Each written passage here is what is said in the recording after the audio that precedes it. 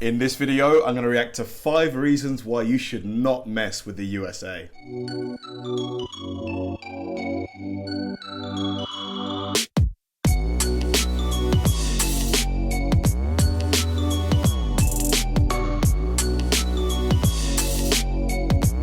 Hi guys, and welcome to another episode of Kabir Considers. This is the place where I react to music, media, sports, anime, anything related to popular culture. I'll watch it with an open mind and give you my 100% honest reaction to it.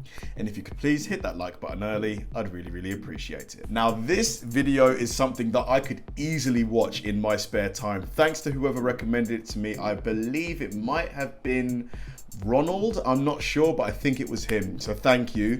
Like, just knowing, because obviously the US military is well known that you guys spend the most by far out of any country on the planet on your military. I believe as of 2019 or 20, it was over $1 trillion. So, you know, that money obviously is going towards cutting edge, beyond cutting edge technology, weaponry, systems, you know, that sort of thing, tracking. So, but really and truly, as someone, you know, someone from England, from Britain, who doesn't work for, you know, a company like, you know, Lockheed Martin, we don't really know what kind of things that you guys have got, the cool gadgets and stuff.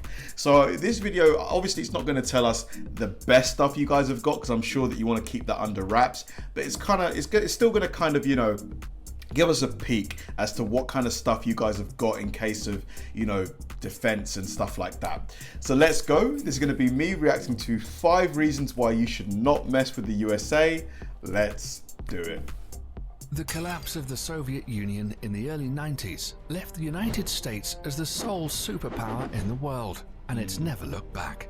In all aspects of the world, the United States is indeed a superpower, especially when it comes to its military might, which is unsurpassable in its strength.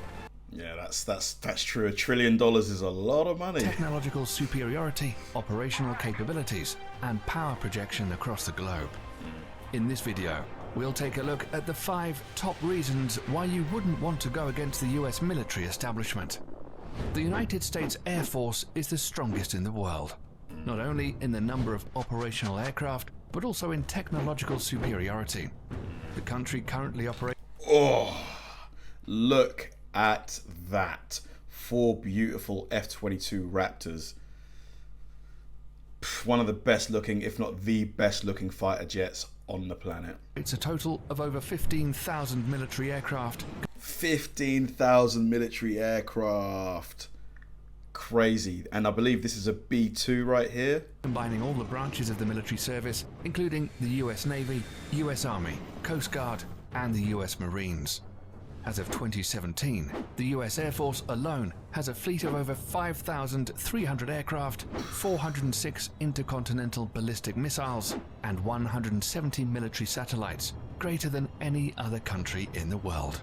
Wow. The USA has the largest number of stealth aircraft designed to be silent killers. Ooh, is this the F-14? I believe it is, but let me know in the comments section. And untrackable by the radar defense systems of most countries in the world.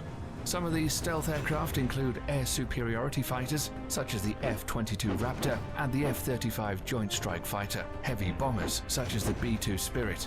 In fact, the United States pioneered this technology in the 1980s with the introduction of the F-117 Nighthawk stealth attack aircraft. F-17. Stealth aircraft are designed to avoid detection. Oh yeah, is this air-to-air refueling? So clever, so clever. Using a variety of technologies that reduce radar reflection from ground, sea, or air-based radar antennas, thereby reducing its radar cross-section, or RCS. This revolutionary technology allows a 5th-generation aircraft, such as the F-22 Raptor, with a max takeoff weight of 83,500 pounds, wow, to have a radar cross-section of just 0.0001 meters squared. Wow. About the size of a bumblebee. That is crazy. So to somebody trying to track this, it's like trying to track an insect. Insane. What's more insane is that the massive B-2 bomber also has the same radar cross-section as the F-22 Raptor. Wow. Thus, it becomes extremely difficult to track stealth aircraft.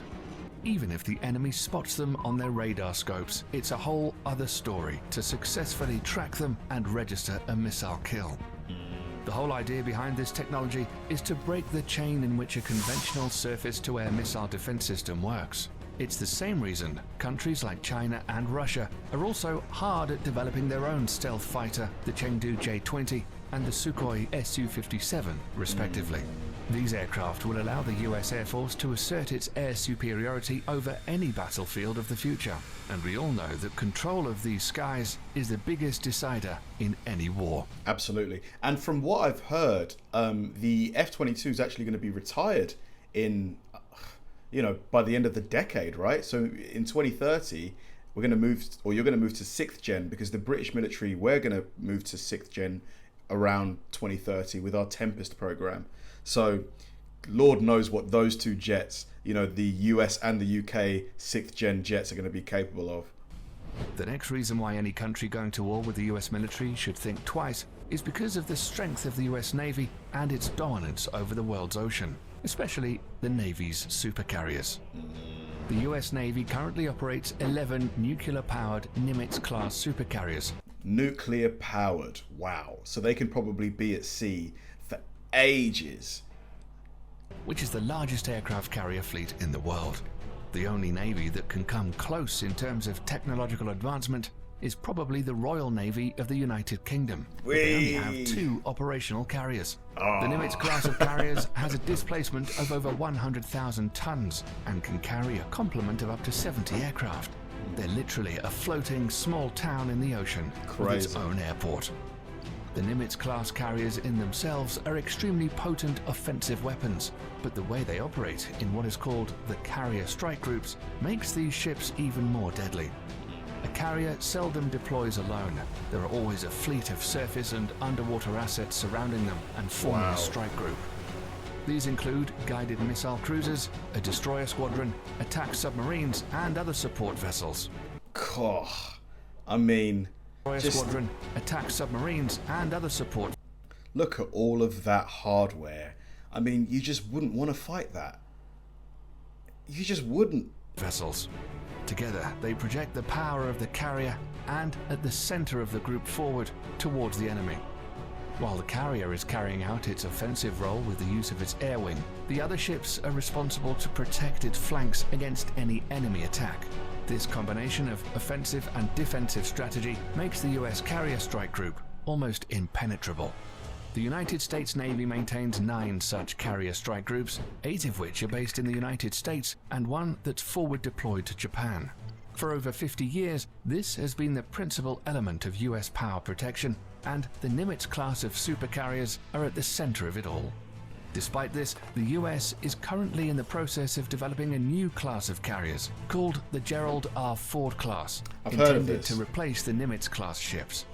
This new supercarrier will be even more technologically advanced and is expected to continue US dominance of the oceans well into the late 21st century. Wow. Because I suppose they're nuclear powered, right? So Lord knows how long those reactors will keep on producing energy. Probably decades and decades and decades. And all they'll have to do is replace the spent nuclear fuel, right? The nuclear rods, I believe, the uranium and the plutonium. The third reason why you shouldn't fight the US military is their massive stockpile of nuclear and conventional intercontinental ballistic missiles, or ICBMs. The ICBM plays the role of the land leg in the US nuclear triad, along with the Trident submarine-launched ballistic missile. Oh, did you see that? Did you see the way that took off from the ocean? It's crazy. SLBM and nuclear warheads carried on long-range strategic bombers. ICBMs are launched from ground-based missile silos, achieving high suborbital spaceflight, approximately 1,000 miles above the surface of the Earth. Wow. The body of the missile then separates from the warhead, which re-enters the atmosphere and free falls to the assigned target at hypersonic speeds. The US military currently operates 400 ICBMs from its base in Wyoming, Montana, and North Dakota. The LGM-30G Minuteman III is the only type of ICBM that is currently operational in the US. The Minuteman III family of ICBMs were first developed in the 1960s as a response to the Soviet nuclear threat. Throughout the Cold War and beyond, these missiles have undergone constant modernization. In the last decade alone, the US military has undertaken $7 billion worth of upgrades. Whew. The rocket propulsion engines, the propellants used, the guidance system, and even the flight control surfaces have all been refurbished. Wow. The upgraded missiles are completely different from its 19... I suppose you have to keep on modernizing and upgrading, because the enemy, they are, you just cannot afford to be caught napping, can you? 60s counterparts, except for the shell. These state-of-the-art improvements and modernization programs have kept the Minuteman III system operational for over 50 years, with improved reliability that supports the missile's remarkable 99% alert rate. The latest versions of the missiles have a range of over 8,000 miles, which is greater than the diameter of the Earth at 7,917.5 miles. They can carry multiple 330 kiloton nuclear warheads, which is 20 times greater than the bombs dropped on Hiroshima and Nagasaki. 20 times? Did he? Hold on. Did he say 20? Multiple 330 kiloton nuclear warheads, which is 20 times... Gosh. That is an unimaginable level of destructive power. Greater than the bombs dropped on Hiroshima and Nagasaki. Not only that, each of these warheads can be assigned to different targets independently. The technology is called Multiple Independently Targetable Re-Entry Vehicle, or MIRV, and was first developed for the Minuteman III family of missiles. So any country messing with the United States will have to deal with this awesome arsenal of firepower, which can be launched at a moment's notice. If it weren't the ICBMs or the stealth fighters raining fire down on you, it would be precision-guided munitions, or better known as smart bombs or PGMs instead. This is another big reason why not messing with the US military is a good idea. All branches of the US military use smart bombs in some forms or the other. These weapon systems are designed to be precise and hit a specific target with maximum efficiency. Wow. These bombs are so effective that during the First Gulf War, PGMs comprised only 9% of weapons fired, but accounted for 75% of all successful hits. Wow. So they accounted for only 9% of weapons fired, yet they had a 75% success rate. Jeez. Brutal efficiency. Since then, for the US military at least, the days of normal artillery shells and unguided bombs are long gone. Nowadays, the military uses PGMs from air, ground, and sea. Precision-guided munitions come in various forms and use different kinds of technologies to achieve precise hits. A large majority of PGMs use the Global Positioning System, or GPS, of satellites to guide their trajectory to target. However, sometimes this becomes a problem, as GPS coverage is not always reliably available everywhere across the globe, or bad weather conditions can hinder operations. Thus, the Office of Naval Research, the Naval Surface Warfare Center, and the Army Research Laboratory have all coordinated to develop the first ever artillery-fired smart munition that will not use GPS guidance. Wow, how the project is known as Moving Target Artillery Round, or MTAR for short. The MTAR shell can be guided onto stationary as well as moving targets in both land and sea. But how based on what technology or what radar system is it guided to its target? I'd love to know. Using a combination of guidance technology. Right. The best part is that these shells can be fired from the existing M777A2 155mm towed howitzer and the M109A7 Paladin integrated management. The size of that cannon. Gosh. Self-propelled 155mm artillery systems already in use by the US military. The shells will also feature an extended range of 40 to 60 miles using rocket boosters to propel them. Once finished, it will afford the US military another potent weapon system that outclasses others around the world. Lastly, the fifth and final reason why you shouldn't fight the US military is drones. We're all familiar with what an unmanned aerial vehicle or drone is and what it's supposed to do. But in recent years, the usability of UAVs are steadily increasing to encompass all spheres of military operations, and the US military is the pioneering spirit behind it. At first used only for surveillance missions, drones were quickly weaponized after the 9/11 attacks and have been extensively used by the US military in the war against terror as an offensive weapon platform. It's forecasted that over the next decades, the US is in line to purchase over 1,000 combat drones. I wonder, like, because I remember hearing something about the company that produced AlphaGo, the AI that defeated the I think it was the world's best Go player. They also have an AI that can I believe take on fighter jet pilots and perform really well. So I wonder whether drones at some point are going to take over from fighter pilots. You have to think it's inevitable, right? Because when I think of a fighter jet, the weakest part of that aircraft is probably the pilot, right? Because they can only withstand a certain amount of G's and things like that. So I wonder, like, how long will it be until maybe they start phasing out pilots? Of various classifications. Some of them, like the Lockheed Martin RQ-170 Sentinel and the Boeing MQ-25 Stingray, are already in the final stages of development, and once finished, will provide the US military with state-of-the-art platforms capable of multi-role operations, ranging from attack missions to aerial refueling. Drone technology has reached such heights today that a single UAV can loiter miles above the surface of the Earth for hours, waiting for the target to show its head and sticking with impunity. This capability will allow all the services under the US military to reduce its dependency on manned platforms. That's exactly what I'm saying. So it relieves the need for, you know, human beings to be involved in flight and things like that. I do wonder if it will mean at some point human beings become obsolete in aircraft. We shall see. Thereby reducing the risks during future combat operations. These 5 weapon systems make the US military extremely dangerous for any adversary looking to get into a conflict with them.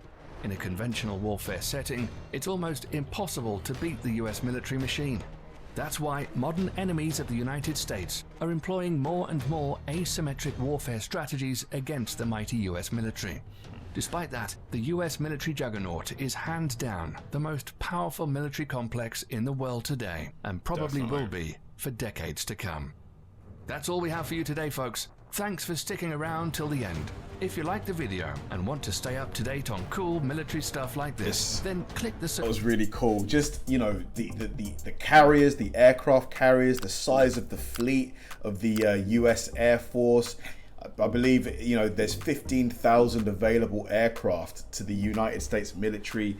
Just, it puts into scale, you know, just how big, vast and diverse the US military is in terms of the available weapons, the deterrence, you know, just the things that it can call upon in a time of need.